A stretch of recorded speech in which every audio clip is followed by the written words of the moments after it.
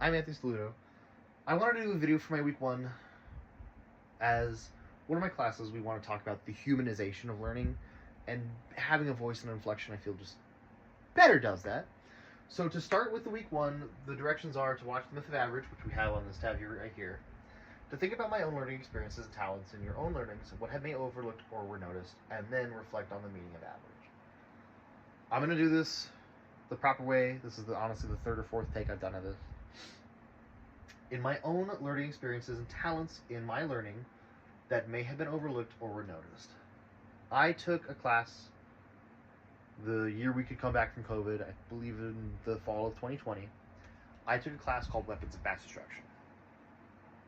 That teacher at some point called me a know-it-all. He called me a nerd because I was the only student to have played at D&D. And he called me...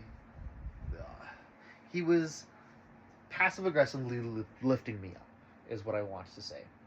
He was saying that I was a good student, and I was knowledgeable, and that I took care in learning in the materials that I was learning, but I wasn't the perfect student. He told me I was smart, I was intelligent, but he told me at this time there was no care in my learning. And he was absolutely correct.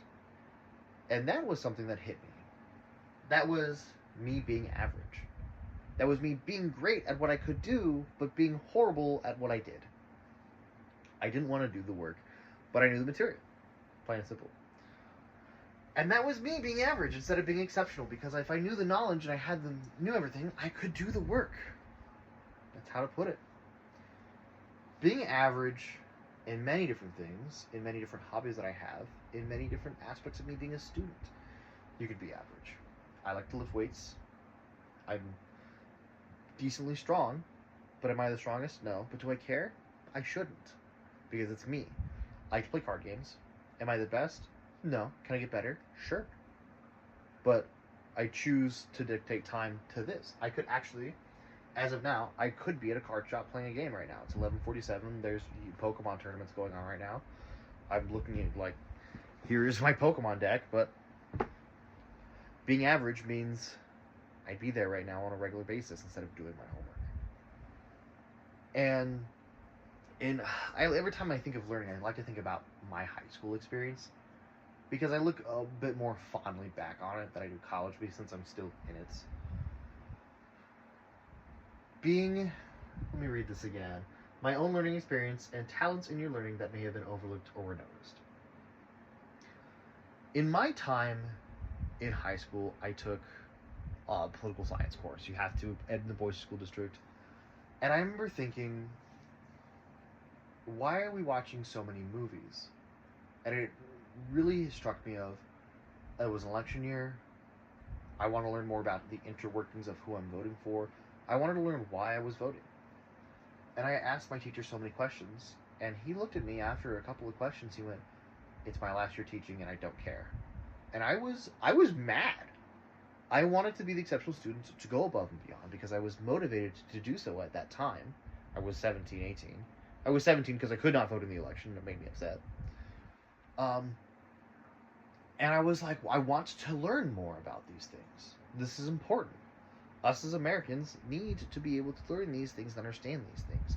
If I don't learn this now, when it comes to, I looked at him and went, when it comes to 2020, you are doing me a disservice of these things. I need to know more. Being able to achieve more and being able to look at a student and go, here's how, or I was told by a teacher, if you even look at them and say, I am not quite sure at this moment, let's figure this out together and we'll both learn, is one of the best things you can do for a student, and one of the best things you could do for yourself as a learner. To simply say, I'm unsure, you're humbling yourself in the, I'm not 100% sure, but let's find out. You are now taking yourself back. I'm a human, I don't know everything, but let's figure this out, and we can learn our information and apply it either immediately or over time, which is excellent. And reflect on the meaning of average. Going back to the hobbies and everything I've done, the example that I want to use is something that I have ready because I need it in class, and I think it's actually a decent example to talk about at the time. I'm a metalhead. I love loud, fast music, It's just something that gets me. It's not something everybody gets. But in the community of metalheads, you have something called a battle vest. You don't have to have one. No implication that you need one. It's a denim or leather vest that you sew patches onto. While I was in high school and before COVID, I would say, this was my battle vest. Everything is nice and neat and organized, and the lines and everything in these lines individually are all measured out and sewn on. Everything is nice and neat. There's a nice big one on the back. There's 3 on each side, 3 underneath, and 4 on top. All of this was organized specifically and methodically thought out. This is your average battle vest you'd see somebody wear because it's nice and neat and put together. It's not super sophisticated, and it's approachable.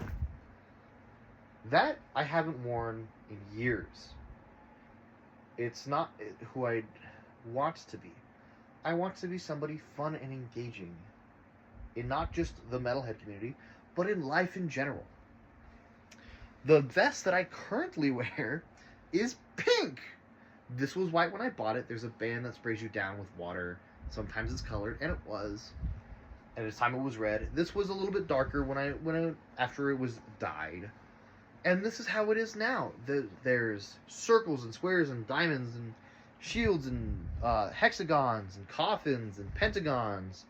There's a pentagon here. There's this one's an interesting shape. Here's a coffin shape. This one's on sideways to fit in the space. And everything was red and blue and green because those are what I thought went well. There's patches that are overlaying and on top of each other. Everything is everywhere because this feels fun. This feels nice. But it's the same thing. And we can be this way as teachers. We can be the organized, boring 6th June 1944. Yes, you can do those things. Nobody's going to want to pay attention to you. No, you're not interesting to students at all. And that's something we should be as teachers, is fun and engaging. You know, to be the most interesting person ever, but being able to go, I'm not average. I refuse to teach average. I'm never going to be this idea of everybody sits in a line in a box and we all sit there staring into nothing. You can't do that, especially as a history teacher. Something I've learned is you need to be a little bit emotional to talk about historical topics, because if you're not, you're removing a human aspect and you're not allowing these students to properly learn what they need to. That, to me, is what average is sitting in a box and doing nothing, especially in a historical context. You as a historian need to be able to, what was the term? Be a tour guide. You need to be able to look at yourself as the person and be able to take the students to those cities, to that time period you're talking about. You need to mentally take them there, and if you don't, you're doing them a disservice. I think that's kind of the final notes of what I want to say about being average. In my own learning experiences, you need to... In the start of this master's program that I'm taking now, there was a class that inspired the word tour guide, and that is something I want to talk about. You don't remember just the tour, but the person that guides you through the tour. I, as a person, need to be able to guide these students through the tour of history. If I don't, they don't learn these things. Or to close this out, that's what you need. You need to be the tour guide. You need to show them through the cities and through these time periods. And if you don't, you are failing them. Thank you. I hope you enjoyed this. If you would like, I can just do the text instead of a video, but just to start for this week, I'm going to just upload this video and embed it into the PowerPoint. Thank you and have a good rest of your day.